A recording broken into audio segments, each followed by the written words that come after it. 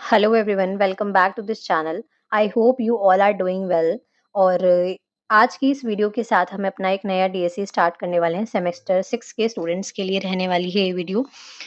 इस वीडियो को स्टार्ट करने से पहले कुछ जनरल बातें हैं जो मैं आपके साथ करना चाहती हूँ कि अगर आपने सिलेबस का वीडियो नहीं देखा है या आपको पता ही नहीं है कि 6 सेमेस्टर में आपने कौन से सब्जेक्ट्स पढ़ने हैं, तो इस वीडियो के डिस्क्रिप्शन बॉक्स में मैं लिंक डाल दूँगी। तो आप वहाँ से देख लीजिएगा कि कौन-कौन से आपने डीएससीज़ पढ़ने हैं। और डीएससीज़ के अलावा डीएससी के जो सिलेबस है और बाकी भी कुछ दूसरे सब्जेक्ट्स का सिलेबस है, वो मैंने डिस्कस किया है, तो आप वो देख लीजिएगा। एक कंप्लीट सेपरेट वीडियो मैंने बनाई थी जिसमें सेमेस्टर 6 के जो भी स्टूडेंट्स हैं उनका तीनों डीएससी का सिलेबस डिस्कस किया था। और साथ ही एक टेलीग्राम चैनल भी है, तो वहाँ जाकर उस लिंक पर जो है वो आप क्लिक करेंगे जो मैं डिस्क्रिप्शन बॉक्स में दूँगी, उसके थ्रू आप पीडीएफ भी डाउनलोड कर लीजिएगा सिलेबस की। अगर आपके पास नहीं है तो। और साथ ही जल्द ही अ, मैं इस वीडियो के बाद ही जो है वो सेमेस्टर 6 के जो भी स्टूडेंट्स हैं उनकी डेट शीट भी आ गई है, तो वहाँ वो भी मैं प्रोवाइड कर दूँगी, तो आप वहाँ से डाउनलोड कर लीजिएगा। तो आज की इस वीडियो पे आते हैं जो कि हम बात करने वाले हैं। हम एक नया जो है वो सीरीज़ स्टार्ट करने वाले हैं जिसमें हम सेमेस्टर 6 के स्टूडेंट का जो पेपर का नाम है कंपैरेटिव पॉलिटिकल सिस्टम, उस पर डिस्कशन करेंगे। वीडियो का कंटेंट जो है वो मैं पीडीएफ फॉर्मेट में ही रखूँगी क्योंकि पीपीटीज़ का इतना टाइम नहीं मैनेज हो पा रहा कि पीपीटीज़ आएँ। और पीपीटीज़ जल्द ही आएँगी और मे बी आ भी जाएँ या नेक्स्ट वीडियो से। अदरवाइज़ तब तक थोड़ा मैनेज कीजिए। और फिर से मैं ये चीज़ कहूँगी कि जो भी कंटेंट आपको स्क्रीन पे शो होगा, आई होप मतलब मुझे ऐसा लगता है कि वो आई नो कि कंप्लीटली इनफ तो नहीं होगा, लेकिन इस वीडियो पर जो लिखा है, वो आपकी एक जनरल अंडरस्टैंडिंग के लिए है क्योंकि पढ़ने के लिए मटेरियल आपको बहुत जगह पे मिल जाएगा। जो एसएल के स्टूडेंट्स हैं उनका मटेरियल भी है, लेकिन डिटेल अगर जो समझना है, इस चीज़ को जानकारी लेनी है कि क्या है ये सिस्टम वगैरह, या कंपैरेटिव पॉलिटिकल सिस्टम के अंदर जो हम अलग-अलग चीज़ें पढ़ने वाले हैं, उनकी एक अंडरस्टैंडिंग लेनी है, तो आप इस वीडियो को देख सकते हैं। कंटेंट के लिए भले ही इनफ ना हो बट एक जनरल आइडिया मिल जाएगा कि किस तरीके से जो है वो आपको आंसर को फॉर्मेट करना है या किस तरीके से कुछ जनरल पॉइंट्स हैं जो आपने अपने आंसर के अंदर डालने ही हैं, तो वो आपको इस वीडियो के थ्रू मिल जाएगा। और डिस्कस तो हम करेंगे ही बाकी सारी चीज़ें। सेमेस्टर 6 के जो भी स्टूडेंट्स हैं उन्हें अभी तक अपना सब आंसर राइटिंग का फॉर्मेट तो पता ही होगा कि किस तरीके से हम पहले इंट्रोडक्शन लिखते हैं, मेन जो कंटेंट होता है वो लिखते हैं बॉडी, और उसके बाद कंक्लूड करते हैं अपने आंसर को। तो थोड़ा उसी फॉर्मेट में हम अपने डिस्कशन को रखेंगे। और आज का लेक्चर में भी थोड़ा लंबा हो सकता है क्योंकि आज हम बहुत सारी चीज़ों को डिस्कस करने वाले हैं, यूके के बारे में रहने वाला है ये पूरा लेक्चर। और जिसमें हम कंप्लीटली जो है वो कॉन्स्टिट्यूशनल डेवलपमेंट समझेंगे, एज़ वेल एज़ फीचर्स को भी हम समझने की कोशिश करेंगे। और जितना पॉसिबल हो पाएगा इस वीडियो के अंदर करेंगे, और जो बाकी के कुछ पार्ट्स हैं वो भी जल्दी आएँगे। तो बिना किसी तरह का टाइम वेस्ट करते हुए स्टार्ट करते हैं वीडियो को। तो स्टार्ट करते हैं एक जनरल इंट्रोडक्शन से। इससे पहले एक और चीज़ मैं यहाँ पे बताना चाह रही थी कि जो हमारा कंपैरेटिव पॉलिटिकल सिस्टम जो पेपर है, इसके अंदर हमें सिलेबस में सिर्फ़ कंट्रीज़ के नाम दिए गए हैं, लाइक यूनाइटेड किंगडम हो गया और यूएस है, ब्राज़ील है, रशिया है। लेकिन इसमें पढ़ना क्या है, तो उस सिलेबस के नीचे जो कॉन्टेक्स्ट लिखा है ना, तरीके से हमें अगर यूके पढ़ना है तो उसका कॉन्स्टिट्यूशनल डेवलपमेंट पढ़ना है, फीचर्स पढ़ने हैं, यूनिटरी फॉर्म ऑफ गवर्नमेंट है या फेडरलिज्म है, वो सारी चीज़ें पढ़नी है। ठीक है? इसके अलावा पार्टी सिस्टम वहाँ का और इलेक्टोरल सिस्टम जो है वो सारी चीज़ें पढ़नी है।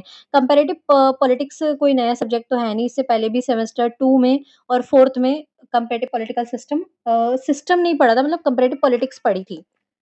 तो इसके अंदर हम कंपैरेटिव पॉलिटिकल सिस्टम पढ़ने वाले हैं जिसमें हमें कुछ कंट्रीज़ पढ़नी है। और एक-एक करके जैसे-जैसे हम कंट्रीज़ के पॉलिटिकल सिस्टम को स्टडी करेंगे, तो हम कंपेयर करेंगे उनको आपस में। जैसे अब हम यूके पढ़ रहे हैं, तो यूके का जब हम सिस्टम पढ़ेंगे ना, तो आपको अपने दिमाग में इंडिया का पॉलिटिकल सिस्टम दिमाग में रखना है। Like if I am talking about the parliamentary form of government of UK, तो उसको कनेक्ट करना है इंडिया से, क्योंकि इंडिया ने भी तो कहीं न कहीं बोरो किया था अपने कॉन्स्टिट्यूशन के अंदर पार्लियामेंट्री फॉर्म ऑफ गवर्नमेंट, कहाँ से? यूके से लिया था। इसी तरीके से अगर मैं बाइकैमरल लेजिस्लेचर की बात कर रही हूँ, तो जैसे यूके के अंदर हाउस ऑफ लॉर्ड्स और हाउस ऑफ कॉमन्स है, तो यहाँ का इंडिया के अंदर लोकसभा, राज्यसभा है। तो जैसे मैं इंडिया के अंदर राष्ट्रपति की बात कर रही हूँ, तो वहाँ के जो है वो बेसिकली कौन है? किंग है। तो जैसे जिसमें दोनों ही जो है वो नॉमिनल हेड है। इन सारी चीज़ों पे हम डिस्कशन करेंगे, लेकिन मैं ये बता रही हूँ कि हमें इस पेपर को इस तरीके से ही पढ़ना है कि हम कंपेयर करते हुए चले तो हम एक बेटर अंडरस्टैंडिंग अपने आंसर में डाल पाएँ भी। क्योंकि हमें सिर्फ़ उस चीज़ को पढ़ना ही नहीं है, हमें अपने आंसर के अंदर भी एक छोटा-सा कंपैरिज़न ज़रूर डालना है, ताकि आंसर थोड़ा इफ़ेक्टिव बन सके। तो स्टार्ट करते हैं यूके के इंट्रोडक्शन के साथ। तो इंट्रोडक्शन जो है वो जो स्टार्ट होता है वो एक जनरली बेसिकली ज्योग्राफिकल लोकेशन के साथ होता है कि यूके जो है उसका ज्योग्राफिकल लोकेशन क्या है। तो यूके बेसिकली एक आइलैंड कंट्री है और इसका जो ज्योग्राफिकल लोकेशन है वो आप देख सकते हो कि किस तरीके से यहाँ पे है। यूके जो है वो बेसिकली नॉर्थ वेस्ट यूरोप के अंदर है और अटलांटिक ओशन के साथ इसका बॉर्डर लगता है and northern sea and English channel. UK एक ऐसी कंट्री है, एक सोवरेन कंट्री है, कॉन्स्टिट्यूएंट कंट्रीज़ जो है वो शामिल हैं England, Scotland, Wales and Northern Ireland. हालाँकि इन सभी कंट्रीज़ की अपनी-अपनी अलग-अलग हिस्ट्री रही है, लेकिन इंग्लैंड ने इनको कॉन्कर किया स्कॉटलैंड, वेल्स, नॉर्दर्न आयरलैंड को और इनको जो है वो अपने में शामिल कर लिया और इनको मिलाकर कंप्लीट यूनाइटेड किंगडम बना जैसे जनरली हम इंग्लैंड कह देते हैं या ब्रिटेन भी जो है वो कह देते हैं। लेकिन इसका पूरा नाम है United kingdom of great Britain and Northern Ireland. इसका ये कंप्लीट नेम है यूके का। यहाँ पे साइड में जो है वो जो मैप दिख रहा है वो यूनाइटेड किंगडम का है जिसमें बेसिकली इंग्लैंड, स्कॉटलैंड और वेल्स इन तीनों को मिलाकर जो है वो ग्रेट ब्रिटेन बनता है और इंग्लैंड, स्कॉटलैंड और वेल्स और नॉर्दर्न आयरलैंड को मिलाकर यूनाइटेड किंगडम जो है वो बनता है। तो ज्योग्राफिकल लोकेशन थोड़ी क्लियर हो गई होगी। फर्दर मूव ऑन करते हैं। As of the 2020, the UK's population is approximately 67 million. अगर यहाँ पे थोड़ा फॉर्म ऑफ गवर्नमेंट को क्योंकि जब इंट्रोडक्शन हम अपने आंसर के अंदर लिखेंगे ना तो थोड़ा इंट्रोडक्शन तो लिखना ही है क्योंकि तो थोड़ा बहुत इंट्रोडक्शन में हम डाल सकते हैं कि यूके का ज्योग्राफिकल लोकेशन कैसा है और वहाँ का पॉलिटिकल सिस्टम वहाँ का किस तरीके से है कि यूके जो है वो कॉन्स्टिट्यूशनल मोनार्की वहाँ पे कॉन्स्टिट्यूशनल मोनार्की अब यहाँ पे देखो यहाँ पे इस टर्म को थोड़ा समझने की कोशिश करना है। मोनार्की का मतलब होता है राजतंत्र। राजतंत्र मतलब एक ऐसी व्यवस्था जहाँ पे जो है वो किंग का रूल होता है और जो किंग की पोजीशन होती है वो हेरिडेटरी होती है जैसे जनता के द्वारा तो चुना हुआ नहीं है। इट मीन्स वहाँ पे डेमोक्रेसी नहीं है। अब कॉन्स्टिट्यूशन का मतलब होता है संविधान का मतलब होता है एक डॉक्यूमेंट, ठीक है? जिसमें कई सारे लॉज लिखे हुए हैं। अब कॉन्स्टिट्यूशन वहाँ पे होता है जहाँ पे डेमोक्रेसी हालाँकि मोस्टली हम यही मानते हैं कि जहाँ पे कॉन्स्टिट्यूशन है इट मीन्स वहाँ डेमोक्रेसी है। बहुत सारे ऐसे भी देश हैं जहाँ पे कहने के लिए नाम मात्र के लिए कॉन्स्टिट्यूशन है अदरवाइज़ वहाँ डेमोक्रेसी नहीं है। लेकिन जनरली हम ये मानते हैं। यूके में राजतंत्र है। अब दोनों ही चीज़ें एक साथ कैसे एग्ज़िस्ट करती है, वो यूके में करती हैं। कॉन्स्टिट्यूशनल मोनार्की का मतलब है कि यूके एक ऐसा देश है जहाँ पे संविधान भी है और राजतंत्र भी है। मतलब वहाँ किंग का पोजीशन तो है, लेकिन किंग जो है उसकी पावर्स लिमिटेड हैं बाय द कॉन्स्टिट्यूशन। मतलब किंग जो है वो अपनी शक्तियों का किसी भी तरीके से मनचाही तरीके से यूज़ नहीं कर सकता। किंग की शक्तियाँ खुद लिमिटेड हैं by the laws and rules regulation of the constitution कि उसकी शक्तियाँ संविधान के द्वारा सीमित हैं। राजा अपनी शक्तियों का मिसयूज़ कहीं पे भी नहीं कर सकता। उसकी मतलब जो भी करना पड़ेगा वो अकॉर्डिंग टू द लॉ करना पड़ेगा, कॉन्स्टिट्यूशन उसने करना पड़ेगा। यूके जो है उसमें जैसे इंडिया के अंदर हेड ऑफ द स्टेट और हेड ऑफ द गवर्नमेंट होते हैं। Head of the state president होते हैं और हेड ऑफ द गवर्नमेंट जो है वो प्राइम मिनिस्टर होते हैं। तो इसी तरीके से हमें वहाँ पे भी यही चीज़ नज़र आती है कि किस तरीके से हेड ऑफ द स्टेट वहाँ पे मोनार्क है, किंग है। और हेड ऑफ द गवर्नमेंट जो है वो प्राइम मिनिस्टर हैं। जो हेड ऑफ द स्टेट है उनके पास नॉमिनल पावर है या नाम मात्र के प्रमुख हैं। वहीं दूसरी ओर जो मेन पावर है, जो मुख्य शक्तियाँ हैं वो प्रधानमंत्री के पास है। Parliament consisting the house of Commons को हम कंपेयर कर सकते हैं इंडिया की लोकसभा से। जैसे नाम से ही पता चला हाउस ऑफ कॉमन्स मतलब आम लोगों की सभा। आम लोगों की सभा यानी एक ऐसी सभा जिसे लोगों के द्वारा चुना गया है। ठीक है? तो लोकसभा के इलेक्शंस होते हैं जैसे इंडिया के अंदर जनता अपने प्रतिनिधियों को चुनती है, मेंबर ऑफ पार्लियामेंट्स को चुनती है। इसी तरीके से हाउस ऑफ लॉर्ड्स को हम जो है वो इंडिया की राज्यसभा के साथ जोड़ सकते हैं, जिसमें यूके के अकॉर्डिंग देखा जाए तो वहाँ पे बड़े जो इन्फ्लुएंशियल जो लोग होते हैं बड़े, वो लोग शामिल होते हैं इसके अंदर और साथ ही साथ मोनार्क, ये कंप्लीट पार्लियामेंट जो है उसको क्रिएट करते हैं। जैसे इंडिया की पार्लियामेंट में 2 चैम्बर्स होते हैं और एक राष्ट्रपति, इनको मिला के हमारी पार्लियामेंट बनती है। ठीक इसी तरीके से ब्रिटेन के अंदर भी यही सिस्टम हमें देखने को मिलता है। इसके अलावा यूके जो है वो एक डेवलप्ड इकोनॉमी है। यूके बेसिकली एक लिबरल डेमोक्रेटिक कंट्री है, जहाँ पर लिमिटेड गवर्नमेंट है और जो स्टेट है, लिमिटेड गवर्नमेंट है, उसका काम है एक मतलब एक तरीके से वेलफेयर स्टेट के रूप में काम करना, जहाँ पे government time to time welfare policies भी लाती है। लेकिन वहाँ एक तरीके से देखा जाए तो लिबरल जो है वो डेमोक्रेसी एग्ज़िस्ट करती है। तो ये जनरल इंट्रोडक्शन था जो हम लिख सकते हैं। इसके अलावा वहाँ पे एक स्ट्रॉन्ग सर्विस सेक्टर है और फाइनेंशियल सर्विस एंड मैन्युफैक्चरिंग भी है। अब यहाँ पे हम constitutional development of United kingdom पे बात करते हैं थोड़ा। लेकिन कॉन्स्टिट्यूशनल डेवलपमेंट पर आने से पहले we need to have the idea और द इन्फॉर्मेशन अबाउट दैट कि कॉन्स्टिट्यूशन होता क्या है, संविधान क्या है? क्योंकि जब तक हमें संविधान नहीं पता होगा तो हम संविधानवाद की बात नहीं संविधान के विकास की बात नहीं कर सकते कि यूके में संविधान का विकास कैसे हुआ। स्कॉलर्स ही कहते हैं कि किसी भी देश का कॉन्स्टिट्यूशन जो होता है ना, वो कंप्लीटली रिटन और अनरिटन नहीं हो सकता। या मतलब जैसे कहने का मतलब है कि अगर मैं कह रही हूँ कि किसी भी देश का संविधान लिखित है या अलिखित है। जैसे जब हम क्लासिफिकेशन करते हैं कॉन्स्टिट्यूशंस का तो हम कई सारे बेसिस पे करते हैं। जैसे किसी देश का संविधान कठोर है, किसी भी देश का संविधान जो है वो लचीला है। जैसे हम फ्लेक्सिबल और रिजिड के बेसिस पे भी हम कॉन्स्टिट्यूशन को डिवाइड करते हैं। क्योंकि कुछ देश होते हैं जहाँ पे फ्लेक्सिबल कॉन्स्टिट्यूशन है। फ्लेक्सिबल का क्या मतलब है? फ्लेक्सिबल का मतलब है कि हम उस कॉन्स्टिट्यूशन में बहुत ईज़िली चेंजेस कर सकते हैं। लेकिन जो यानी अमेंडमेंट प्रोसेस ईज़ी होता है। अमेंडमेंट का क्या मतलब होता है? अमेंडमेंट का मतलब होता है कि संविधान के अंदर चीज़ों को या प्रोविज़न्स को जो है वो एक्ट्स को संशोधन करने का मतलब प्रक्रिया, है ना? संशोधन करने का मतलब होता है कि हम संविधान में कोई भी चीज़ जोड़ सकते हैं नहीं, कोई भी पुरानी चीज़ हटा सकते हैं कोई प्रोविज़न को या जो प्रोविज़न ऑलरेडी संविधान में एक्ज़िस्ट करता है उसकी हम उसको व्याख्या कर सकते हैं या उसमें कुछ चीज़ परिवर्तन कर सकते हैं। ठीक है, कुछ जोड़ना है, घटाना है या जो दिया गया प्रोविज़न है उसमें कुछ चेंजेस करने हैं, उसी को रहने देना है बट उसमें कुछ चेंजेस लाने हैं। इसी तरीके से रिजिड का मतलब है कि कॉन्स्टिट्यूशन के अंदर चेंजेस करने का प्रोसेस मुश्किल है, इतना ईज़िली चेंज नहीं होता लाइक यूएस का कॉन्स्टिट्यूशन हो गया। इसी तरीके से कॉन्स्टिट्यूशन को हम एक और बेसिस पे बाँटते हैं लिखित और अलिखित संविधान। जिस देश का संविधान हम कहते हैं लिखित फॉर्मेट में है, डॉक्यूमेंट फॉर्मेट में है, किताब के फॉर्मेट में है, बहुत ईज़ी कहूँ तो लाइक इंडिया का कॉन्स्टिट्यूशन है। ठीक है? जिसे संविधान सभा ने बनाया था। ठीक इसी तरीके से लिखित संविधान होता है जिसे जो कि अलिखित रूप में है, लिखा हुआ कहीं नहीं है। अब ब्रिटेन के कॉन्स्टिट्यूशन को हम अलिखित कॉन्स्टिट्यूशन कह देते हैं कि ये तो अनरिटन कॉन्स्टिट्यूशन है क्योंकि लिखा हुआ तो है नहीं।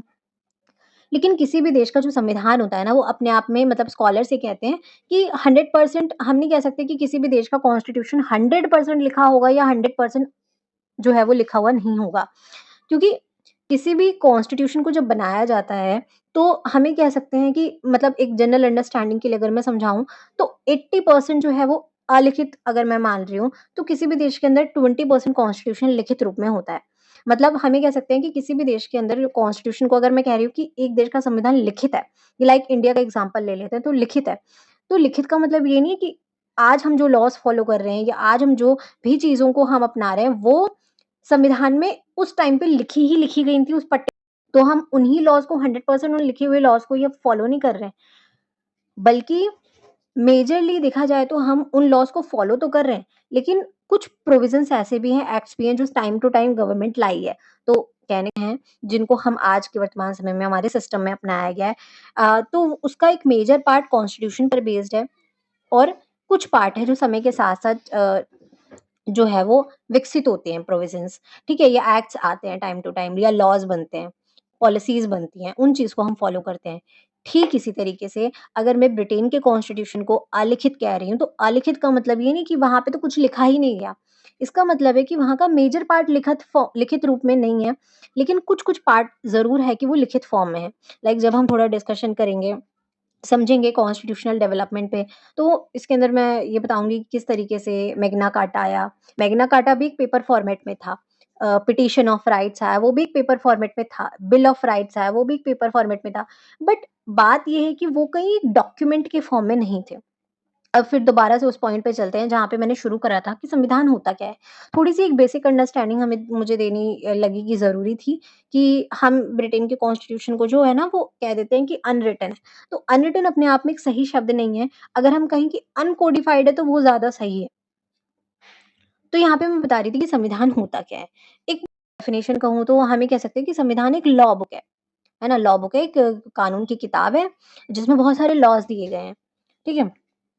इसी तरीके से एक तरीके से कॉन्स्टिट्यूशन को हम supreme law of the land भी कह देते हैं या mother law of the land भी कह सकते हैं, क्योंकि संविधान हमें बताता है कि किसी भी देश के अंदर हमने किन रूल्स को फॉलो करना है। संविधान के अंदर जो दिए गए कानून हैं, जो नियम हैं, जो प्रोविज़न्स हैं, वो हमें बताते हैं कि एक देश के अंदर गवर्नमेंट कैसे बनेगी, प्रधानमंत्री, राष्ट्रपति का चुनाव कैसे होगा। एक देश के अंदर लोगों के अपने क्या राइट्स हैं, उनकी क्या रिस्पॉन्सिबिलिटीज़ है, ड्यूटीज़ है, जैसे हम पढ़ते हैं ना फंडामेंटल राइट्स, फंडामेंटल ड्यूटीज़। संविधान में दिए गए प्रोविज़न्स हमें बताते हैं कि उस देश के अंदर लोगों के आपस में किस तरीके का संबंध होगा उनका, और लोगों का, नागरिकों का, वहाँ के जो देश के नागरिक हैं, उनका अपनी सरकार के साथ क्या संबंध होगा। फॉर एग्ज़ाम्पल गवर्नमेंट बनती है, गवर्नमेंट हमारे लिए लॉज़ बनाती है, पॉलिसीज़ बनाती है, जो भी काम करना होता है वो करती है। ठीक है? लेकिन वो गवर्नमेंट बनेगी कैसे? वो गवर्नमेंट करेगी क्या? गवर्नमेंट किस दायरे में रहकर काम करेगी? क्योंकि गवर्नमेंट अगर मान लो वो संविधान ही ना हो, तो अव्यवस्था है, क्योंकि हमें पता ही नहीं हमें करना क्या है, हमें क्या नहीं करना, हमारी क्या राइट्स है, हमारी क्या रिस्पॉन्सिबिलिटीज़ है, गवर्नमेंट कैसे बनेगी, राष्ट्रपति कैसे बनेगा, प्रधानमंत्री कैसे बनेगा, कोई फिक्स रूल नहीं होगा ना। जैसे जिसका मन आ रहा है वो वैसी चीज़ें होंगी। अनस्टेबिलिटी होगी। तो कॉन्स्टिट्यूशन हमारे लिए कुछ सेट ऑफ रूल्स हमें डिफाइन कर देता है कि हमें कोई भी काम करना है तो करना कैसे? गवर्नमेंट बनेगी तो बनेगी कैसे? उसका दायरा हो क्या होगा? गवर्नमेंट का मतलब ये तो नहीं है कि वो अपनी अथॉरिटी का यूज़ करे और लोगों के जो साथ कुछ भी करे या लोगों के राइट्स को वायलेट करे। तो कॉन्स्टिट्यूशन वो नियम कानून है जो हमें बताते हैं कि करना क्या है? कैसे करना है? किस दायरे में रहकर करना है? वो संविधान हमको बताता है। अब हम बात करते हैं कॉन्स्टिट्यूशनल डेवलपमेंट पे। कॉन्स्टिट्यूशन डेवलपमेंट का मतलब होता है कि किसी भी देश के अंदर जो संविधान बना है, उस संविधान का विकास कैसे हुआ? कैसे संविधान बना? जैसे जब हम इंडिया के कॉन्स्टिट्यूशनल डेवलपमेंट के बारे में पढ़ते हैं, तो कॉन्स्टिट्यूशनल डेवलपमेंट के अंदर हम बहुत सारे एक्ट्स पढ़ते हैं जो ब्रिटिश पीरियड के अंदर बने थे। Like regulating act, amending act और कई सारे एक्ट्स पढ़ते हैं, चार्टर एक्ट पढ़ते हैं और गवर्नमेंट ऑफ इंडिया एक्ट जो है वो, और काउंसिल एक्ट्स वगैरह-वगैरह, इसमें कई सारे अलग-अलग एक्ट्स पढ़ते हैं। क्यों? क्योंकि जब इंडिया का कॉन्स्टिट्यूशन बनने के लिए, मतलब हमने जब ब्रिटिश पीरियड में हम थे, तो हम देश के लोगों ने ये सोच लिया था कि जब हमारा देश आज़ाद होगा तो हमें एक संविधान चाहिए होगा। तो हमारे देश का संविधान जो है वो भारतीय ही लोग बनाएँगे, और 1946 में फॉर्मेशन जो है वो स्टार्ट हो गया था हमारी संविधान सभा का, कि जिसमें कुछ लोग थे वो संविधान सभा में, जिसमें हमने डिसाइड कर लिए थे कि ये लोग हमारे संविधान को फॉर्म करेंगे या उसको बनाएँगे, लिखेंगे। पहले जब ब्रिटिश पीरियड था, तो उस टाइम पे भी तो जब ब्रिटिशर्स भारत में राज कर रहे थे, तो उन्हें भी तो राज करने के लिए कुछ ना कुछ रूल्स की ज़रूरत होती होगी ना, किस बेसिस पे राज करना है, क्या-क्या करना है, क्या नहीं करना, है ना? तो संविधान हमें यही तो बताता है। तो उस टाइम पे उन्होंने कई सारे एक्ट्स लेकर आए, और जब हम इंडिया का कॉन्स्टिट्यूशनल डेवलपमेंट पढ़ते हैं, तो वो एक्ट्स हम इसलिए पढ़ते हैं, क्योंकि उन एक्ट्स का मेजर पार्ट के बेसिस पे हमारा कॉन्स्टिट्यूशन बना। लाइक 1935 का जो एक्ट था, हमारे कॉन्स्टिट्यूशन का मेजर पार्ट उस एक्ट से लिया गया है। इसी तरीके से कॉन्स्टिट्यूशनल डेवलपमेंट हम पढ़ते हैं। अब यहाँ पे एक चीज़ ये चीज़ है कि जहाँ पे थोड़ा-सा हम डिफरेंशिएशन कर लेते हैं इंडिया के कॉन्स्टिट्यूशन के और ब्रिटेन के कॉन्स्टिट्यूशन में क्या डिफरेंस है। तो पहला तो डिफरेंस मैंने यहाँ पे यही बता दिया कि इंडिया का जो कॉन्स्टिट्यूशन है ना, वो बेसिकली आप उसको एक इनैक्टेड कॉन्स्टिट्यूशन कह सकते हो, और या सही में कहूँ तो रिटेन कॉन्स्टिट्यूशन कह सकते हो। रिटेन कॉन्स्टिट्यूशन भी या कोडिफाइड कॉन्स्टिट्यूशन कह सकते हो। ठीक है? मुझे रिटेन थोड़ा सही नहीं लगता। रिटेन, क्योंकि हमारे दिमाग में जब रिटेन आता है, तो रिटेन का मतलब हम ये सोचने लग जाते हैं कि 100% उस देश का कम संविधान लिखा है। मतलब आज हम जो भी चीज़ों को अपना रहे हैं, वो 100% लिखित रूप में हमारे संविधान में लिखी गई हैं। हम उसी के रास्ते पर चल रहे हैं, हमें ये लगता है। लेकिन और अनरिटेन मैं कहती हूँ तो हमें लगता है कि बिल्कुल ही नहीं लिखा। जैसे यूके में हम मान लेते हैं। तो कोडिफाइड और अनकोडिफाइड सही है, क्योंकि इंडिया का कॉन्स्टिट्यूशन एक पर्टिकुलर टाइम पीरियड के अंदर बना। कुछ लोगों ने बनाया, और वो लोग संविधान सभा के सदस्य थे। है ना? संविधान सभा ने ही तो बनाया था हमारा संविधान। 2 साल 11 महीने 18 दिन के अंदर बनाया, और 26 जनवरी 1950 को हमारा संविधान लागू कर दिया गया। तो एक पर्टिकुलर टाइम पीरियड में बना है, कुछ लोगों ने बनाया जिनकी संख्या हमको निर्धारित पता थी, और एक पर्टिकुलर तारीख को जो है उसको लागू कर दिया गया। ठीक है? तो क्या हुआ है, हुआ क्या है, एक डॉक्यूमेंट के फॉर्म में लिखा गया है हमारे कॉन्स्टिट्यूशन को, ठीक है? लेकिन ब्रिटेन के कॉन्स्टिट्यूशन में इस तरह की चीज़ें हुई ही नहीं कभी। ब्रिटेन के कॉन्स्टिट्यूशन को कभी हम इनैक्टेड कॉन्स्टिट्यूशन कह ही नहीं सकते। पहले तो हम अनकोडिफाइड कॉन्स्टिट्यूशन कहते हैं। ये चीज़ अपने दिमाग में डालो कि ब्रिटेन का कॉन्स्टिट्यूशन अनकोडिफाइड है। अनकोडिफाइड क्यों है?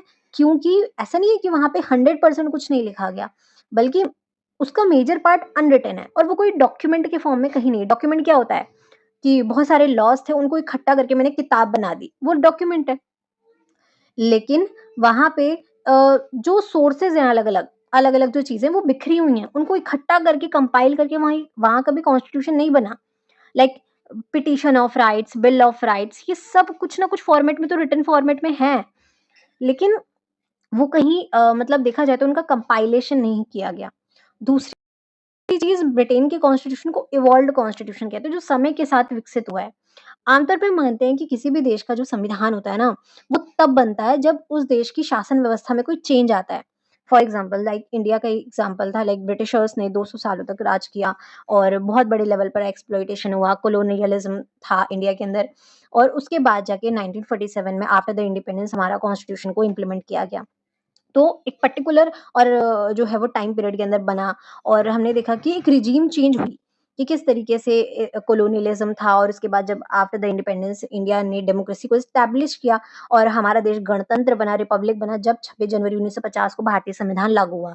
अमेरिका के कॉन्स्टिट्यूशन की हम बात कर लें, अमेरिका इतने लंबे समय तक यूके का कॉलोनी बने रहा और उसके बाद क्योंकि देखो साइ और यूके ने ही बेसिकली यूएस को अपनी कॉलोनी बनाया था और इस टाइम साइमल्टेनियसली यूके के अंदर मैग्ना कार्टा आया, जिसमें वहाँ के यूके के लोगों ने जब लिबर्टी की डिमांड करी, वहाँ के लोगों को कई सारे यूके के लोगों को राइट्स दिए गए। तो इन सब से क्या हुआ, यूएस के जो लोग थे वहाँ बहुत ज़्यादा प्रभावित हुए और उन्होंने ये सोचा कि हम भी अपनी आज़ादी के लिए लड़ेंगे। और 1776 के अंदर वहाँ के लोगों ने अमेरिकन वॉर ऑफ इंडिपेंडेंस हुआ और उसके बाद हमने देखा कि वहाँ फिर कॉन्स्टिट्यूशनल डेवलपमेंट हुआ। तो एक रिजीम चेंज हो रहा है ना, आम तौर पे किसी भी देश के अंदर और इसी तरीके से जो बहुत सारी थर्ड वर्ल्ड कंट्रीज़ थी, उन्होंने भी 1940s में जब उनको आज़ादी मिली और कोलोनियलिज़्म खत्म हुआ, तो उन्होंने भी अपना संविधान अपनाया और वहाँ पे डेमोक्रेसी को एस्टैब्लिश किया। थोड़ा टाइम ज़रूर लगा अलग-अलग देशों में। हर देश में अपना अलग-अलग समय काल रहा है। लेकिन एक रिजीम चेंज के बाद हम जनरली मानते हैं कि वहाँ पे किसी भी देश के अंदर कॉन्स्टिट्यूशन बनता है। लेकिन यूके में ऐसा नहीं था। यूके को हमेशा से ऐसा देश माना जाता था जिसका सूरज कभी अस्त नहीं होता क्योंकि हमेशा से ये बहुत पावरफुल कंट्री रहा है। जिसने बहुत सारे देशों को अपना गुलाम बनाया है, बहुत सारे देशों को अपना कॉलोनी बनाया और उनका एक्सप्लॉइटेशन किया है वहाँ पर। वहाँ पे कभी ऐसा था ही नहीं कि ब्रिटेन को किसी ने अपना गुलाम बनाया हो और वहाँ पे कोलोनियलिज़्म रहा हो और फिर वहाँ पे रिजीम चेंज हुआ और वहाँ पे फिर ये सारी चीज़ें आई हों। वहाँ पे समय के साथ-साथ जिस तरीके की चीज़ें बदली हैं, मतलब जैसे-जैसे सिचुएशंस बदली हैं ना, उसके अकॉर्डिंग वहाँ पे जो है वो कॉन्स्टिट्यूशन डेवलप हुआ है वहाँ का। तो इवॉल्व्ड है, तो ऐसा नहीं कह सकते कि पर्टिकुलर तारीख को ये लागू हुआ, जैसे इंडिया की हमें डेट पता है कि कॉन्स्टिट्यूशन कब लागू हुआ था, कौन से दिन लागू हुआ था, हमें पता है। ऐसा नहीं कि कुछ लोगों ने बनाया था, लाइक ब्रिटेन के कॉन्स्टिट्यूशन में इस तरह की चीज़ नहीं है। यूएस के कॉन्स्टिट्यूशन को आप देखोगे कि वहाँ पे फिलाडेल्फिया में कन्वेंशन हुई थी और उसके बाद जो है वो कॉन्स्टिट्यूशन वहाँ का बना। तो मतलब कुछ लोग थे, एक पर्टिकुलर डेट थी और फिर वो संविधान वहाँ का बना। यूएस की कॉन्स्टिट्यूशन की बात कर रही हूँ। इसी तरह से इंडिया में भी था, लेकिन यूके में इस तरह की चीज़ कभी थी नहीं। वहाँ पे कॉन्स्टिट्यूशन जो है वो ग्रेजुअली डेवलप हुआ है समय के साथ और वहाँ पे क्योंकि रिटन फॉर्मेट है नहीं, तो फ्लेक्सिबल कॉन्स्टिट्यूशन इसलिए है वहाँ का, क्योंकि चीज़ों को चेंज करना ईज़ी होता है। जब चीज़ें कहीं लिखित नहीं होंगी, लिखी हुई तो तुम्हें पहले उसको कुछ नया लिखना है या ऐड करना है तो स्पेस बनाना पड़ेगा, तो तुम पहले वाले को इरेज़ करोगे, फिर लिखोगे। कोई चीज़ लिखी ही हुई नहीं है, तो उस खाली पेज के ऊपर लिखना आसान है एज़ कम्पेयर्ड कि एक भरे हुए पेज के ऊपर तुम लिख रहे हो। तो भरे हुए पेज पे लिखोगे तो पहले इरेज़ करना पड़ेगा और फिर लिखोगे। एक खाली पेज पे लिखना आसान है, बहुत बेसिक एग्ज़ाम्पल है ये। इसी तरीके से यूके का जो कॉन्स्टिट्यूशन है वहाँ पे एक समझ लो कि वहाँ पे खाली पेज है, तो तुम ईज़िली चेंज कर लोगे ना क्योंकि रिटन फॉर्मेट ही नहीं है कहीं। फ्लेक्सिबिलिटी तो यहीं से आ जाएगी, तो एक्सट्रीम फ्लेक्सिबिलिटी यूके के कॉन्स्टिट्यूशन में हमें देखने को मिलती है। इसके अलावा अनकोडिफाइड मैंने बता दिया और कोई इनैक्टेड डेट नहीं थी। ये हमें कुछ बेसिक डिफरेंसेस इंडिया और यूके के कॉन्स्टिट्यूशन में दिखते हैं। अब यहाँ पे हम थोड़ा बात कर लेते हैं डेवलपमेंट की, कॉन्स्टिट्यूशनल डेवलपमेंट की, कि यूके का जो कॉन्स्टिट्यूशन था उसका डेवलपमेंट हुआ कैसे? तो यहाँ पे हम बात करते हैं constitution development of United kingdom. देखो यूनाइटेड किंगडम का जो जैसे मैंने बताया कि ये इवॉल्व्ड कॉन्स्टिट्यूशन है जो समय परिस्थितियों के अकॉर्डिंग डेवलप हुआ है ग्रेजुअली, मतलब धीरे-धीरे इंक्रीमेंटल चेंजेस हुए हैं। बहुत सारी चीज़ें हुई हैं। तो यूके का जो कॉन्स्टिट्यूशन है वो ओवर द सेंचुरीज़ इसका डेवलपमेंट हुआ है। मतलब एक टाइम पीरियड तो नहीं है कि एक पर्टिकुलर टाइम पीरियड के अंदर हुआ है, बल्कि कई समय काल अंतराल के अंदर यूके का जो संविधान है वो बना है। तो थोड़ा-सा हम ब्रीफ ओवरव्यू ले लेते हैं वहाँ की कॉन्स्टिट्यूशन का। तो सबसे पहले हम बात करते हैं मेडिएवल पीरियड। अगर ये मेडिएवल पीरियड नहीं भी लिखना हो तो हम टॉपिक वाइज़ लिख सकते हैं, जैसे मैग्ना कार्टा पहले बता दिया, फिर पार्लियामेंट का एस्टैब्लिशमेंट बता दिया कि किस तरीके से हुई थी, वो चीज़ें। फिर हमने थोड़ा बहुत पिटीशन ऑफ राइट्स बता दिए, बिल ऑफ राइट्स बता दिए, ग्लोरियस रिवॉल्यूशन बता दिया, तो इस तरीके से भी लिख सकते हैं। तो सबसे पहले आता है हमारा मैग्ना कार्टा 1215 में। अब 1215 के अंदर जो मैग्ना कार्टा आता है ना, उसे हम फाउंडेशन ऑफ राइट्स भी कहते हैं, जो कि किंग जॉन के द्वारा जो है वो साइन किया गया था। और इस बेसिकली आप देखोगे कि जो मैग्ना कार्टा का जो डॉक्यूमेंट था, उस पर साइन करने के बाद जो किंग जॉन थे, मतलब किंग की जो पावर थी, अथॉरिटी थी, उसको काफ़ी लिमिटेड कर दिया गया। मतलब राजा की जो शक्तियाँ थी, वो सीमित कर दी गई थी इस एक्ट के थ्रू। और इस एक्ट के माध्यम से बहुत सारे लिबर्टीज़ और कुछ राइट्स थे, जो लोगों को दिए गए। और यही रीज़न है कि मैग्ना कार्टा को सिंबल ऑफ लिबर्टी भी माना जाता है, और इसी के द्वारा जो है वो कहीं न कहीं एक मॉडर्न डेमोक्रेसी की स्टार्टिंग होती है। देखो, डेमोक्रेसी क्या है? जहाँ पे लोगों को शासन में भागीदारी मिल रही हो, लोगों के पास राइट्स हों, और कहीं न कहीं मैग्ना कार्टा के थ्रू ही लोगों को बहुत सारे राइट्स मिलते हैं। मैग्ना कार्टा के द्वारा जो है वो कहीं न कहीं राजा की शक्तियाँ सीमित कर दी गईं, रूल ऑफ लॉ एस्टैब्लिश हुआ। रूल ऑफ लॉ का मतलब ये होता है कि लॉ जो है वो सुप्रीम है, या लॉ की शक्ति अधिक है, और लॉ हर इंसान पर इक्वली लागू होता है। रूल सुप्रीम है, लोग सुप्रीम नहीं है। किस सुप्रीमेसी ऑफ लॉ है। रूल ऑफ लॉ अपने आप में लिमिटेड गवर्नमेंट की बात करता है कि गवर्नमेंट लिमिटेड है, क्योंकि गवर्नमेंट सुप्रीम नहीं है, यहाँ पे सुप्रीमेसी ऑफ लॉ है। गवर्नमेंट भी काम करेगी तो वो लॉ के अकॉर्डिंग काम करेगी। और फेयर ट्रायल की बात की गई थी, और फेयर टैक्सेशन विद रिप्रेजेंटेशन की बात की गई थी इस टाइम पर। और इल्लीगल किसी भी तरीके से किसी भी व्यक्ति को गिरफ्तार नहीं किया जा सकता, और गिरफ्तार व्यक्ति का फेयर ट्रायल होगा। यहाँ पे ये बात, इस पॉइंट को जो है वो लाया गया था। तो मैग्ना कार्टा को बहुत ज़्यादा अधिक इम्पोर्टेंस देते हैं, और आप देखोगे कि जब हम यूएस का पढ़ेंगे ना, कि यूएस के जब कॉन्स्टिट्यूशनल डेवलपमेंट हुआ और वहाँ के लोगों ने सोचा कि हमें आज़ादी चाहिए, तो वो इन्फ्लुएंस कहाँ से हुए? वो इस मैग्ना कार्टा के थ्रू हुए थे। रीज़न है कि मैग्ना कार्टा को कीस्टोन ऑफ इंग्लिश लिबर्टी भी कह देते हैं, और इसको Bible of the English constitution भी कहते हैं, क्योंकि यहीं से तो जो ब्रिटिश कॉन्स्टिट्यूशन है उसकी एस्टैब्लिशमेंट कहीं न कहीं हुई थी, और यहीं से बनना स्टार्ट हो गया था। उसके बाद सेकंड आता है एस्टैब्लिशमेंट ऑफ पार्लियामेंट 1265। हमने देखा है कि जो यूके का जो पार्लियामेंट है वो 13 टू 17 सेंचुरी में इसका डेवलपमेंट हुआ। वहाँ की जो पार्लियामेंट थी वो टाइम के साथ-साथ ना काफ़ी ज़्यादा, मतलब आप देखोगे इन्फ्लुएंशियल हो गई थी, काफ़ी ज़्यादा उसकी पावर जो है वो बढ़ गई थी।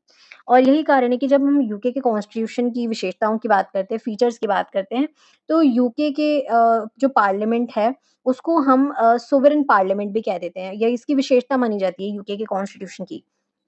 लेकिन क्योंकि वहाँ के कॉन्स्टिट्यूशन में ये चीज़ शामिल है कि वहाँ की पार्लियामेंट जो है वो सोवरेन होगी। मतलब उसके पास अल्टीमेट अथॉरिटी है कि वो कुछ भी कर सकती है, कोई भी लॉस ला सकती है, कोई भी लॉ को टर्मिनेट, नलिफाई कर सकती है, कुछ भी कर सकती है। वहाँ की पार्लियामेंट टाइम के साथ-साथ बहुत ज़्यादा इन्फ्लुएंशियल बन गई थी। 13th सेंचुरी में जो अर्ली पार्लियामेंट हमें मिलती है, वहाँ पे केवल और केवल जो नोबल्स थे और क्लर्जी थे, जो किंग को एडवाइस करते थे, वो इसके अंदर शामिल होते थे। लेकिन 14th सेंचुरी में हाउस ऑफ कॉमन्स वहाँ डेवलप हुआ, जिसमें आम लोगों के जो रिप्रेजेंटेटिव्स थे वो भी शामिल हुए। रिप्रेजेंटेटिव मतलब प्रतिनिधि, जिन्हें जनता के द्वारा चुना गया है, और वो जनता के पर बिहाफ़ पर मतलब उनके लिए काम कर रहे हैं, उनकी ज़रूरतों को पूरा करने के लिए काम कर रहे हैं। क्योंकि डायरेक्ट डेमोक्रेसी तो है नहीं, डायरेक्ट डेमोक्रेसी पुराने टाइम में थी, लब लाइक एथेंस स्पार्टा में जो है वो थी, जब सिटी स्टेट्स हुआ करते थे। तो यूके के अंदर मतलब आज के वर्तमान समय में किसी भी देश के अंदर डायरेक्ट डेमोक्रेसी तो हो नहीं सकती। इनडायरेक्ट डेमोक्रेसी होती है, जिसे रिप्रेजेंटेटिव डेमोक्रेसी कहते हैं, जहाँ पे हम अपने प्रतिनिधियों को चुनते हैं, और वो प्रतिनिधि जो है वो जनता के बिहाफ़ पर जिन्होंने उनको चुना होता है, वो उनके लिए काम करते हैं। इसके बाद 14th सेंचुरी में ये सारी चीज़ें हुईं, और पार्लियामेंट की जो है वो एस्टैब्लिशमेंट होती है। उसके बाद एक इंग्लिश सिविल वॉर हुआ था 1642 से 1651 के अंदर, जिसमें बेसिकली कॉन्फ्लिक्ट था मोनार्की के बीच और पार्लियामेंट के बीच कि कौन-सा सिस्टम सबसे बेहतर है। और इसके बाद हमने देखा था कि जो बेसिकली यूके था वो एक रिपब्लिक बन गया था, और ज़ाहिर-सी बात है किंग की जो पावर थी वो और ज़्यादा लिमिटेड हो गई थी। 1628 के अंदर जो है वो पिटीशन ऑफ राइट्स आते हैं। पिटीशन ऑफ राइट्स में हमने देखा कि जो किंग की जो पावर थी वो और ज़्यादा लिमिटेड कर दी गई थी और इस power bye requiring parliamentary approval for taxes and preventing the imprisonment without a cause. तो राजा जो है वो अब बेसिकली पहले जो इतने टाइप के टैक्स लोगों से वसूले जाते थे वो नहीं वो वसूल सकता किंग, और साथ ही साथ जो इल्लीगली किसी को भी बिना किसी रीज़न के उनको अरेस्ट नहीं किया जा सकता। फेयर ट्रायल होगा, ये तो मैग्ना कार्टा के टाइम पे ही आ गया था। इसके साथ ही साथ जो किंग की पावर है उसको और ज़्यादा लिमिटेड कर दिया गया था कि किंग को जो है वो अगर कोई भी डिसीज़न लेना पड़ेगा तो वो पार्लियामेंट या के सलाह पर ही लेंगे। प्रधानमंत्री, मंत्रिपरिषद जो है वो उनकी सलाह पर ही काम करेंगे। बिल ऑफ राइट में आप देख रहे हो धीरे-धीरे जैसे-जैसे एक्ट्स आ रहे हैं, तो लोगों एक टाइम पे था जब किंग की अथॉरिटी थी, किंग के पास पावर थी। अब वो पावर कम हो रही है और लोगों के पास वो पावर बढ़ रही है और किंग के पास कम हो रही है, जैसे-जैसे एक्ट्स आ रहे हैं। तो पिटीशन ऑफ राइट्स में भी यही चीज़ थी कि किंग अपनी पावर का यूज़ ऐसे नहीं कि अपनी मर्ज़ी से कर सके, वो किसी भी तरीके से मतलब उसको कुछ भी करना है तो वो पार्लियामेंट के डिसीज़न पे ही कोई निर्णय लेगा, उनके अप्रूवल पर ही कोई डिसीज़न लेगा और टैक्सेस भी वो पार्लियामेंट के अप्रूवल पे ही लगा सकता है। और इसी तरीके से देखा जाए तो इल्लीगली किसी को अरेस्ट नहीं किया जा सकता। फिर ग्लोरियस रेवोल्यूशन आता है। ग्लोरियस रेवोल्यूशन के अंदर हमने देखा कि जो किंग जेम्स सेकंड थे, उनको उनके पद से हटा दिया गया। विलियम थर्ड और मैरी सेकंड जो थी, वो बेसिकली उनको वो पद दिया गया था। इसके साथ ही साथ बिल ऑफ राइट्स जो थे, उनको मुख्य तौर पर लाया गया था। 1689 के अंदर बिल ऑफ राइट्स में जो है वो बेसिकली संसद को सर्वोच्चता प्रदान कर दी गई। मतलब सर्वोच्चता दे दी गई एक तरीके से, और राजा की जो शक्ति थी वो उसको और ज़्यादा सीमित कर दिया गया था। एक-एक कर के जो है वो हम ये देख रहे हैं कि जो राजा की जो शक्तियाँ हैं वो कम हो रही हैं और लोगों को राइट्स दिए जा रहे हैं। जिसमें बहुत सारे तरह के राइट्स लिए गए, जैसे इंडिविजुअल राइट्स दिए गए, freedom from cruel and usual punishment and limited the monarchs power. Monarch की पावर को लिमिटेड करके किस तरीके से जो लोग हैं उनकी बेसिकली उनको कई सारे इंडिविजुअल राइट्स जो है, फ्रीडम जो है वो, और अनयूजुअल पनिशमेंट जो है उसके बेसिकली राइट दिया गया कि ये सारी अनयूजुअल पनिशमेंट ऐसे किसी को नहीं दी जा सकती, क्रूअल पनिशमेंट नहीं दी जा सकती, इल्लीगल इम्प्रिजनमेंट नहीं किया जा सकता, ठीक है? और राजा जो है वो अपनी मर्ज़ी से कोई भी टैक्स नहीं ला सकता, इम्पोज़ कर सकता लोगों के ऊपर, उसको जो है वो पार्लियामेंट का अप्रूवल लेना पड़ेगा। मतलब एक तरह से आप देख रहे हो चेक एंड बैलेंस हो रहा है, कह सकते हो कि राजा की शक्ति के ऊपर एक नियंत्रणकारी शक्ति है। कि राजा ने कुछ जो भी काम करना है, डिसीज़न लेना है, तो वो अकॉर्डिंग या जो है वो by the approval of the parliament ही वो सारे काम करेगा। तो ये सारी चीज़ें हो रही हैं। इसके बाद यहाँ पे जो है वो एक्ट ऑफ सेटलमेंट आता है, जिसमें एक बार फिर से हम ये देखते हैं कि मोनार्क की पावर को लिमिटेड कर दिया गया था और मोनार्क जो है वो कोई भी लॉ बनाने के लिए बेसिकली देखा जाए तो उसको पार्लियामेंट का अप्रूवल लेना पड़ेगा, और इसमें लिखा भी है monarchs power to make the laws without the parliament's consent. जो है वो बेसिकली ये जो शक्ति थी, बेसिकली मोनार्क की जो पावर थी कोई भी लॉ बनाने की, बिना किसी पार्लियामेंट के कंसेंट के जो है वो ये सारी चीज़ें नहीं कर सकता। कोई भी लॉ बिना पार्लियामेंट के कंसेंट के जो है वो बन ही नहीं सकता। ये चीज़ यहाँ पर जो है वो जोड़ दी गई थी कि बिना किसी उनकी मर्ज़ी के जो है वो कोई भी डिसीज़न इस तरीके से नहीं लिया जा सकता। इसके बाद इसके अंदर मैंने एक चीज़ डाली नहीं है, तो वो लिख सकते हो कि किस तरीके से एक्ट ऑफ यूनियन आया फिर 1707 और 1801 का। 1707 का जो बेसिक एक्ट था, एक्ट ऑफ यूनियन, उसके द्वारा इंग्लैंड, स्कॉटलैंड जो है इनको मिलाकर ग्रेट ब्रिटेन बना और वेल्स इनको मिलाकर जो है वो ग्रेट ब्रिटेन बना। और एक्ट ऑफ यूनियन 1801 जो था उसके माध्यम से ग्रेट ब्रिटेन में आयरलैंड जोड़ा गया। ग्रेट ब्रिटेन में कौन-कौन थे? इंग्लैंड, स्कॉटलैंड और वेल्स प्लस नॉर्दर्न आयरलैंड। तो इन चारों को मिलाकर जो है वो United kingdom of great Britain and Northern Ireland का फॉर्मेशन होता है। फिर इसके बाद जो भी हम एक्ट्स पढ़ते हैं ना, ये जितने भी एक्ट्स इसके अंदर हम देखते हैं, इन सभी एक्ट्स के अंदर जो है ना, वो बेसिकली कई सारे लोगों को राइट्स दिए गए, जिसके माध्यम से जो है वो लोग वोटिंग सिस्टम के अंदर पार्ट लेने लगे। मतलब आप कह सकते हो इस टाइम पे एक्सपेंशन हुआ वोटिंग राइट्स का। पहले वोटिंग राइट्स सिर्फ़ मेल्स के पास थे, और वो भी मेल्स में भी वो लोग जो कि काफ़ी ज़्यादा मतलब इन्फ्लुएंशियल थे और प्रॉपर्टी उनके पास थी। ठीक है? उसके बाद हम देखेंगे कि बाकी मेल्स को भी मिले, फिर फीमेल्स को मिले तो फीमेल्स में भी बहुत ज़्यादा जो कुछ लिमिटेड वुमेन्स थी उन्हीं को मिले थे, सभी वुमेन्स को नहीं मिले। बाद में जो है वो इंश्योर किया गया कि सभी को ये सारे राइट्स जो हैं वो दिए जाएँगे।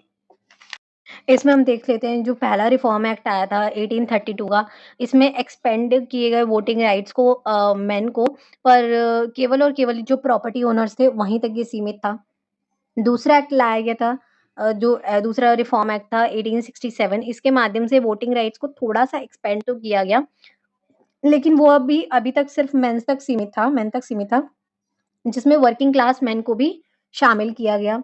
फिर जो है वो रिफ़ॉर्म एक्ट 1884 आता है जिसमें इंट्रोड्यूस्ड यूनिवर्सल मेल सफ़्रेज को। इसके साथ ही फिर पार्लियामेंट्स एक्ट आए थे, 2 पार्लियामेंट्स एक्ट है, ये बहुत ज़्यादा इम्पोर्टेंट है। इन पार्लियामेंट्स एक्ट के थ्रू भी एग्ज़ैक्टली देखा जाए तो जो हाउस ऑफ लॉर्ड्स थे जिसमें कुछ इन्फ्लुएंशियल लोग और क्लर्जी वग़ैरह नोबल शामिल होते थे, वही लोग बेसिकली हाउस ऑफ लॉर्ड्स के अंदर हुआ करते थे। जैसे आप राज्यसभा से इसको समझ सकते हो। तो इसमें क्या हुआ, थोड़ी जो राज्यसभा थी ना उसकी पावर कम की गई और वहाँ की इस हमारी एक तरीके से आप लोकसभा मान लो और वहाँ का हाउस ऑफ कॉमन्स कह लो। तो हाउस ऑफ कॉमन्स की पावर को बढ़ाया गया और हाउस ऑफ लॉर्ड्स की पावर को कम किया गया। अब देखो हम सबको पता है कि जब कोई भी कैसे बनता है, लॉ जो है जो भी हमारी पार्लियामेंट होती है उसकी संसद के इंडिया के अंदर दोनों सदनों में जाता है, पास होता है एक्ट अ, विधेयक जिसे हम कहते हैं, बिल कहते हैं और वहाँ पे पास होने के बाद वो राष्ट्रपति के पास जाता है और राष्ट्रपति के सिग्नेचर के बाद कोई भी जो बिल होता है वो एक्ट में बदल जाता है। तो यूके के अंदर भी ना दोनों ही चैम्बर्स से होकर जाना पड़ता है किसी भी बिल को एक्ट में बनने के लिए। तो इसमें इन दोनों ही जो प्रोविज़न्स थे, पार्लियामेंट्स एक्ट थे 1911 का था पहला और इसके अंदर बेसिकली क्या किया गया, हाउस ऑफ लॉर्ड्स की पावर को एक ब कम किया गया था, जिसमें ये बात डाली गई कि हाउस ऑफ लॉर्ड के पास अगर कोई भी बिल आता है, तो वो उसको डिले कर सकती है। लेकिन पहले क्या था, बहुत लंबे टाइम के लिए डिले कर सकती थी। लेकिन 1911 के एक्ट के अंदर ये था कि 2 साल तक मैक्सिमम टू मैक्सिमम डिले कर सकती है। 1949 का जो एक्ट था उसके अंदर बेसिकली इसको फिर से रीइंट्रोड्यूस किया गया, जिसमें ये चीज़ शामिल की गई कि भई हाउस ऑफ लॉर्ड जो है वो डिले तो कर सकता है, लेकिन मैक्सिमम नहीं है इसमें कि 2 साल कर सकता है, उसको घटा दिया गया इस पीरियड को 2 साल से 1 साल कर दिया। मतलब इन दोनों एक्ट के थ्रू ओवरऑल यही चीज़ की गई कि हाउस ऑफ लॉर्ड की पावर जो थी उनको लिमिटेड किया गया कि हाउस ऑफ लॉर्ड जो है वो कुछ टाइम के लिए किसी भी बिल को डिले ज़रूर कर सकती है, लेकिन ऐसा नहीं है कि वो उसे कानून बनने से रोक दे, है ना? और डिले करने की भी जो समय सीमा थी उसको काफ़ी ज़्यादा कम कर दिया गया था। फिर से जो है वो कुछ representation of the people act आते हैं, जिसके द्वारा यूनिवर्सल मेल सफ्रेज लाया गया एक बार दोबारा और उसके बाद जो है वो हमने देखा कि कुछ वुमेन को भी वोट डालने का अधिकार मिला। सबको नहीं था, कुछ फीमेल्स को मिला था। फिर इसके अंदर एक्ट जो है वो चीज़ मैंने शामिल नहीं करी, जिसमें आप वो जो है वो लिख सकते हो। कि किस तरीके से 1928 का रिप्रेजेंटेशन ऑफ पीपल एक्ट आया था, एक 1918 का था और दूसरा जो है वो रिप्रेजेंटेशन ऑफ पीपल एक्ट 1928 था। इसके माध्यम से जो है वो इस वर्ष और उससे अधिक उम्र के जितने भी लोग थे, चाहे वो स्त्री हो, पुरुष हो, उनको समान रूप से वोट डालने का अधिकार था। ठीक है? ये चीज़ हम इसके अंदर शामिल कर सकते हो कि इसके माध्यम से सभी मेल्स और फीमेल्स को जो 21 साल से अधिक उम्र के हैं, उन सबको वोट डालने का राइट जो है वो मिल गया था। और और इसके अंदर एक्ट लिख सकते हो 1969 का जो एक्ट था, यानी हिंदी वाले लिख सकते हैं कि 1969 का अधिनियम और इंग्लिश वाले लिख सकते हैं द एक्ट ऑफ 1969। इसमें क्या किया कि जो वोट देने की जो आयु थी, वो 21 से घटाकर 18 कर दी गई थी। और इसके द्वारा आप देखोगे कि जो मतलब 18 साल से अधिक उम्र के फिर सभी स्त्री, पुरुष, मेल, फीमेल सबको जो है वो राइट टू वोट दे दिया गया था, सबको मतदान का अधिकार था। कि डिवोल्यूशन एंड ब्रेक्सिट हुआ। डिवोल्यूशन जिसमें कुछ-कुछ पावर जो थी है तो वहाँ पे यूनिटरी फॉर्म ऑफ गवर्नमेंट थी। जब हम फीचर पे आएँगे तो हम थोड़ा डिस्कस कर लेंगे इस चीज़ को, कि वहाँ पे है तो यूनिटरी फॉर्म ऑफ गवर्नमेंट ही, सारी पावर सेंट्रल गवर्नमेंट के पास है। लेकिन कुछ लेवल पर कुछ-कुछ पावर्स हैं जो सेंट्रल गवर्नमेंट ने दी हुई हैं या आप कह सकते हो वितरित की गई हैं, डिस्ट्रीब्यूट की गई हैं। परमानेंट डिस्ट्रीब्यूशन नहीं है वो, कुछ पावर्स दी गई हैं स्कॉटलैंड को, वेल्स को, नॉर्दर्न आयरलैंड को। लेकिन वो कभी भी सेंट्रल गवर्नमेंट छीन सकती है क्योंकि मेन शक्ति उन पावर्स की जो है है, अधिकार है वो सेंट्रल गवर्नमेंट का है, वो जब चाहे उनको छीन सकती है।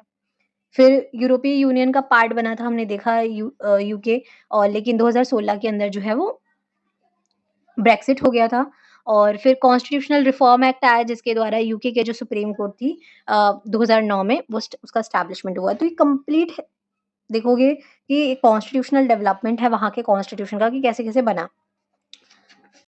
कि यूनाइटेड किंगडम का जो कॉन्स्टिट्यूशन है उसके फीचर क्या हैं, यानी विशेषताएँ क्या हैं? देखो यूनाइटेड किंगडम जो है उसके कॉन्स्टिट्यूशन की सबसे पहली विशेषता तो आती है अनरिटन कॉन्स्टिट्यूशन क्योंकि मेजरली हमें हर जगह अनरिटन कॉन्स्टिट्यूशन ही लिखा हुआ दिखता है। तो अब थोड़ा एक्सप्लेनेशन इसके अंदर दे सकते हैं, जैसे मैंने इसके अंदर लिखा भी है अनरिटन कॉन्स्टिट्यूशन का क्या मतलब है? अनरिटन कॉन्स्टिट्यूशन का मतलब है कि ये अनकोडिफाइड है और बिकॉज़ नो सिंगल डॉक्यूमेंट यहाँ पे कोई सिंगल डॉक्यूमेंट नहीं है unlike many countries the UK does not have a single और अ रिटन कॉन्स्टिट्यूशन इसलिए यूके के कॉन्स्टिट्यूशन को हम अनरिटन बेसिकली कॉन्स्टिट्यूशन कहते हैं क्योंकि बाकी देशों की तरह कोई पर्टिकुलरली जो है वो इसका कंपाइलेशन किया ही नहीं गया। दूसरी चीज इवॉल्व ओवर द टाइम ये चीज मैंने इसके अंदर बताई थी कि यूके के कॉन्स्टिट्यूशन को अनरिटन इसलिए भी कहते हैं क्योंकि समय के साथ इसका ग्रेजुअली डेवलपमेंट हुआ है। एग्जाम्पल दे सकते हो लाइक इंडिया है, इंडिया के अंदर इस तरह की चीज़ नहीं थी। इंडिया का कॉन्स्टिट्यूशन इनैक्टेड है, जो एक पर्टिकुलर टाइम पीरियड में बना, एक संविधान सभा ने बनाया, जो निश्चित लोगों की सभा थी। यूएस का एग्जाम्पल दे सकते हो, जैसे मैंने बताया था कि वहाँ का संविधान जो है वो में कन्वेंशन हुई थी फिलाडेल्फिया में और उसके बाद वहाँ पे कॉन्स्टिट्यूशन बना। तो कुछ लोगों की एक सभा थी, वो लोग इकट्ठा हुए, उन्होंने बनाया संविधान। ठीक इसी तरीके से यूके में ये चीज़ हमें नहीं देखने को मिलती। यूके में कोई ना तो सिंगल डॉक्यूमेंट है, ना कुछ लोग थे एक पर्टिकुलरली जिन्हें हम एक नाम दे सकें, जिन्होंने एक संविधान को फॉर्म किया। दूसरा आता है पार्लियामेंट्री सोवेरेनिटी। सोवेरेनिटी का मतलब होता है सुप्रीम अथॉरिटी का होना, ठीक है? यूके की जो पार्लियामेंट है, वहाँ के कॉन्स्टिट्यूशन ये कहता है कि यूके के पार्लियामेंट के पास सुप्रीम अथॉरिटी है to power to make amend and repeal laws. कोई भी लॉ बनाने, कुछ भी इम्प्लीमेंट करने मतलब कुछ भी कानून को बनाने, कानून को खत्म करने और कोई भी संशोधन करने का अधिकार है। पार्लियामेंट की सोवेरेनिटी का मतलब ये भी है कि जो पार्लियामेंट है उससे ऊपर कोई अथॉरिटी नहीं है। मतलब पार्लियामेंट सुप्रीम है और पार्लियामेंट के डिसीजंस को कोई भी उस पर ऑब्जेक्शन नहीं कर सकता।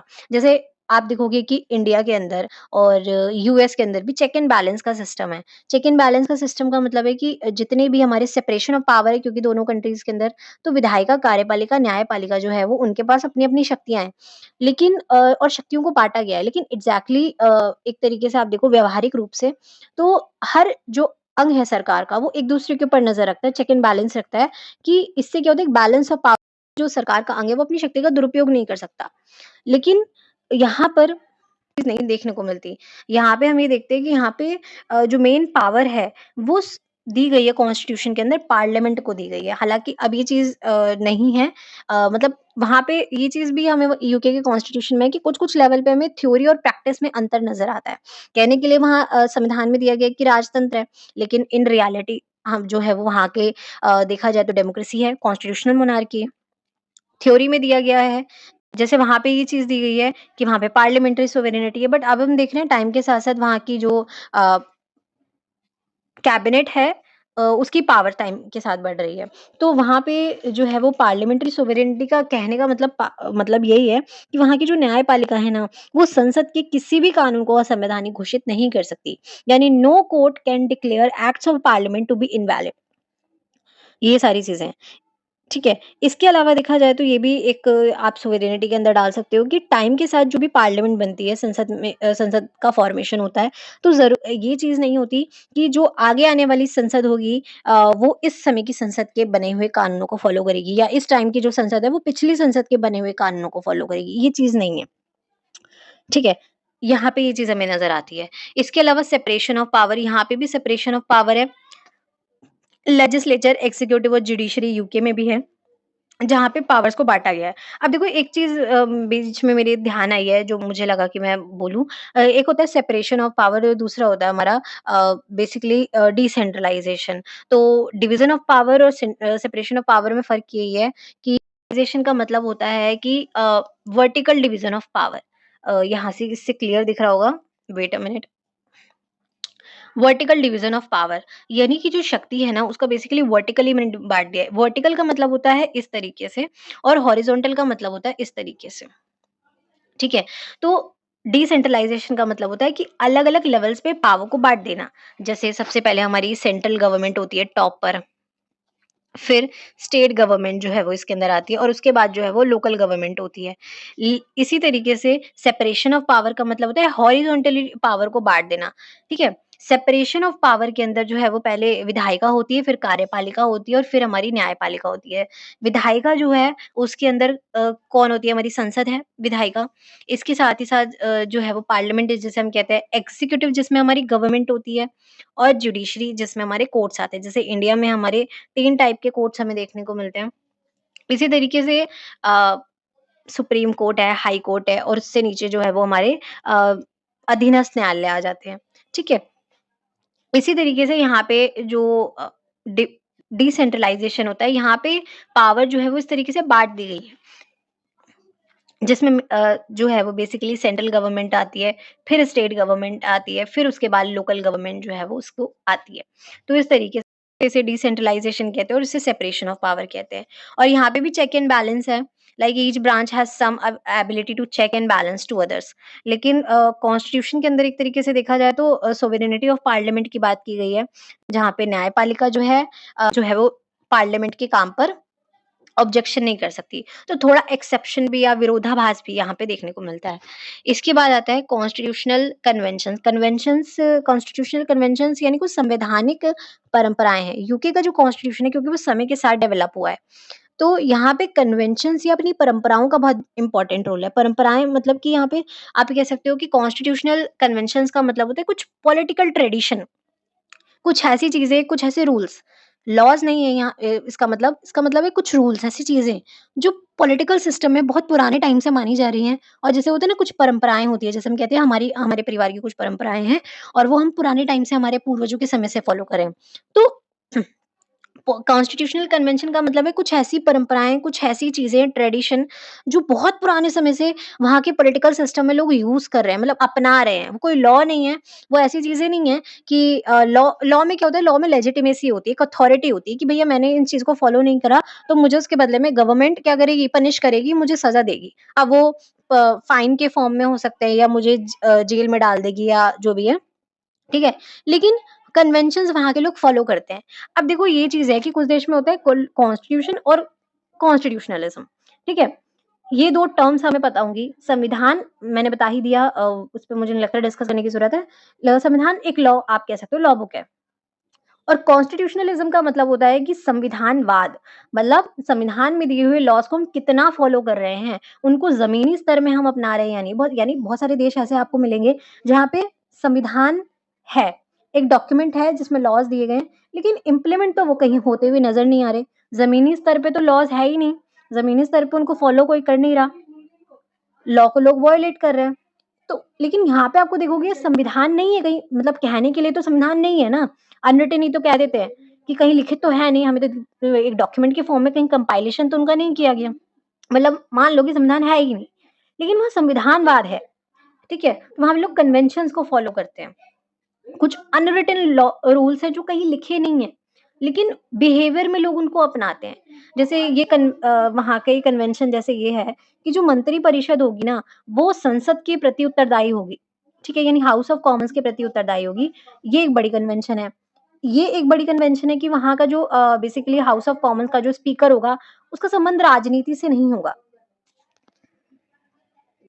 और ये भी कन्वेंशन है कि जो संसद के द्वारा अगर कोई विधेयक पारित किया जाएगा, कोई जो है वो बेसिकली बिल जो है वो जाएगा सम्राट के पास, किंग के पास, तो उस विधेयक को वो नामंजूर कभी नहीं कर सकता। तो ये कुछ कन्वेंशंस हैं, जो लोग उस टाइम से फॉलो करते आ रहे हैं और वो चल रही हैं वहाँ पे टाइम के साथ। और इसके अलावा ये चीज़ हमें देखने को मिलती है, ठीक है? इसके अलावा रूल ऑफ लॉ वहाँ पे है। रूल ऑफ लॉ तो मैंने बता ही दिया कि रूल ऑफ लॉ जो है वो बेसिकली एक टाइप की शक्ति आप कह सकते हो, जो लिमिटेड गवर्नमेंट की बात करती है और अपने आप में रूल ऑफ लॉ का मतलब होता है कि एक शक्ति ऐसी शक्ति जो लोगों के इंडिविजुअल राइट्स को प्रोटेक्ट करती है, ठीक है? और इंश्योर करती है कि गवर्नमेंट जो है वो अपनी पावर का मिसयूज़ ना करे और यानी अब्यूज़ ना करे अपनी पावर का। और इंडिपेंडेंट जुडिशरी की बात करती है कि जुडिशरी जो है वो क्या है, इंडिपेंडेंट है और इम्पार्शियल होकर अपने डिसीजन को ले सकेगी। मतलब न्यायपालिका जो है वो स्वतंत्र होकर अपने काम को करेगी और न्यायपालिका इस डर के साथ, मतलब न्यायपालिका निर्णय लेने का काम है, न्याय करने का काम है, तो न्याय जो है वो इम्पार्शियल होकर किया जाए, किसी के साइड लेकर नहीं। और यही कारण है कि रूल ऑफ लॉ का मतलब ही ये होता है like no one is above और below the law. All persons are equal in the eyes of law, यानी कि कानून की नज़र में हर इंसान बराबर है, कोई कानून से बढ़कर या उससे नीचे नहीं है। कानून हर इंसान को इक्वली देखता है। इसके अलावा मोनार्की और royal prerogative prero prero monarchy and royal prerogative यहाँ पे हमें देखने को मिलता है, जहाँ पे आप देखोगे मोनार्क का जो है वो एक सिंबॉलिक रोल है, head of as a head of state. और रेसिडुअल पावर्स है मोनार्क के पास कुछ। इसके अलावा डिवोल्यूशन है, डिवोल्यूशन मैंने बता ही दिया। यहाँ पे देखा जाए तो डिवोल्यूशन है, मतलब मेन तौर पे तो यूनिटरी गवर्नमेंट ही है यहाँ पे, मतलब सेंट्रल गवर्नमेंट के पास ही सारी शक्तियाँ केंद्रित हैं। लेकिन कुछ-कुछ शक्तियाँ हैं जो कि स्कॉटलैंड और बेसिकली वेल्स को दी गई हैं और नॉर्दर्न आयरलैंड को दी गई हैं, ताकि जैसे एजुकेशन के क्षेत्र में या हेल्थ के क्षेत्र में वो जो है वो काम कर सकें। और लेकिन वो पावर परमानेंटली डिवीज़न नहीं किया गया उनका पावर का। वो कभी भी जो है वो सेंट्रल गवर्नमेंट वापस ले सकती है। फॉर एग्ज़ाम्पल जैसे मैंने किसी को पैसा उधार दिया और मैं जब चाहे उसे ले सकती हूँ, क्योंकि पैसा मेरा है। मेरी अथॉरिटी है मेरे पैसों पे और मैं जब चाहे उसे वापस ले सकती हूँ, छीन सकती हूँ, कुछ भी कर सकती हूँ। तो ठीक डिवोल्यूशन में यही चीज़ है। और वहाँ पे कॉन्स्टिट्यूशन में कहीं पे भी लिखित तो है ही नहीं। तो फ्लेक्सिबिलिटी बहुत ज़्यादा है ना? तो सेंट्रल गवर्नमेंट जो है वो जब चाहे पावर ले सकती है वापस, क्योंकि परमानेंट कहीं डिवीज़न तो नहीं किया गया ना, कहीं पे रिटन तो है नहीं ना कि डिवीज़न किया गया। लाइक इंडिया की कॉन्स्टिट्यूशन में तो डिवीज़न है। लाइक महत्वपूर्ण मुद्दे जो है वो केंद्र सरकार के पास हैं। उससे निचले स्तर के जो मुद्दे हैं वो सेंट्रल गवर्नमेंट के बाद जो स्टेट गवर्नमेंट आती है उसके पास है। और फिर समवर्ती सूची जो है उसके अंदर केंद्र और सरकार दोनों ही काम करती है, लेकिन अगर दोनों में विवाद होता है तो केंद्र के निर्णय को महत्व दिया जाता है। तो कहीं पे 7वीं अनुसूची में चीज़ें कंप्लीटली लिखी गई हैं और 3 सूचियाँ शामिल की गई हैं। वहाँ पे इस तरीके से एग्ज़ैक्टली कहीं पे डिवीज़न तो है नहीं पावर का। इसके अलावा ये आप देख सकते हो कि यूरोपीय यूनियन का इन्फ्लुएंस थोड़ा हमें देखने को मिलता है, कि किस तरीके से जब वो यूरोपीय यूनियन का पार्ट बना था, तो उसने भी यूके के कॉन्स्टिट्यूशन को कुछ हद तक प्रभावित किया। ह्यूमन राइट्स हैं और कॉन्स्टिट्यूशनल रिफॉर्म, तो ये वही चीज़ है इसके अंदर कि यूके का जो कॉन्स्टिट्यूशन है, क्योंकि एक ऑनगोइंग प्रोसेस है, समय के साथ निर्माण हो रहा है इसका, विकसित हो रहा है, ग्रेजुअली डेवलप हो रहा है। तो ऑनगोइंग प्रोसेस है ये कि समय के साथ चीज़ें जैसे-जैसे विकसित हो रही हैं, समय के साथ जैसे परिवर्तनों की हमें ज़रूरत है, हम उसमें चेंजेज़ ला रहे हैं, ठीक है?